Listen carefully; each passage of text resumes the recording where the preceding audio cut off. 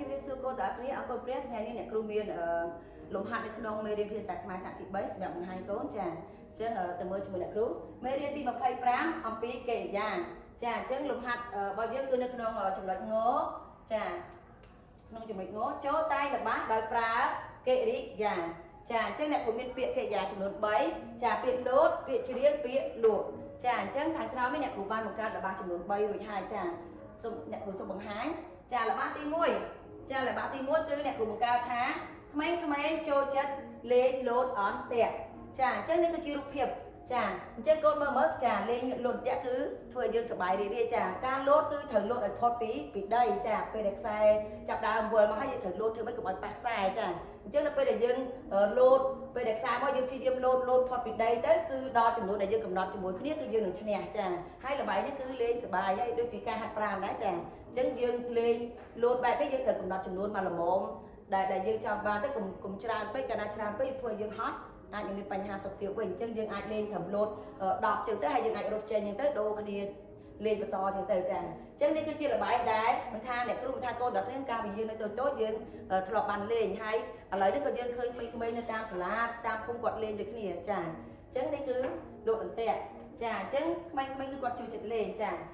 ឡូវទៅមើលល្បែងទី2ល្បះទី2អ្នកគ្រូបង្កើតយកពាក្យច្រៀងមកបង្កើតជាល្បះខ្ញុំចូលចិត្តច្រៀងចម្រៀងចា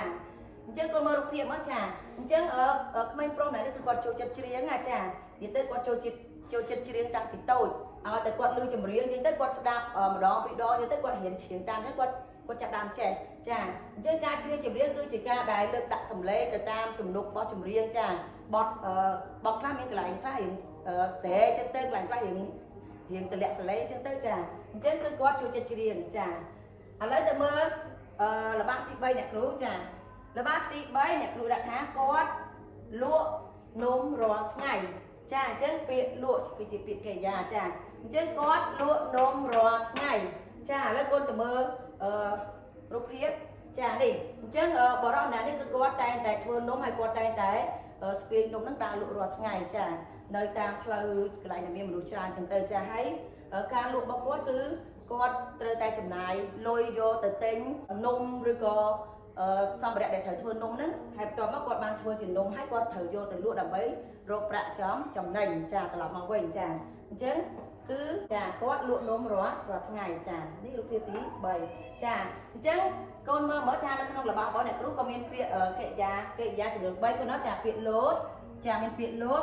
ចាទី2គឺមានពាក្យច្រៀងទី3គឺពាក្យលក់ចាអញ្ចឹងអ្នកគ្រូបានយកពាក្យទាំង3ហ្នឹងបង្កើតបានជា3ល្បះហើយសង្ឃឹមថាកូនទាំងគ្នាត្រឡប់ទៅផ្ទះវិញយើងនឹងមើលលំហាត់ក្នុងសៀវភៅហើយយើងនឹងបង្កើត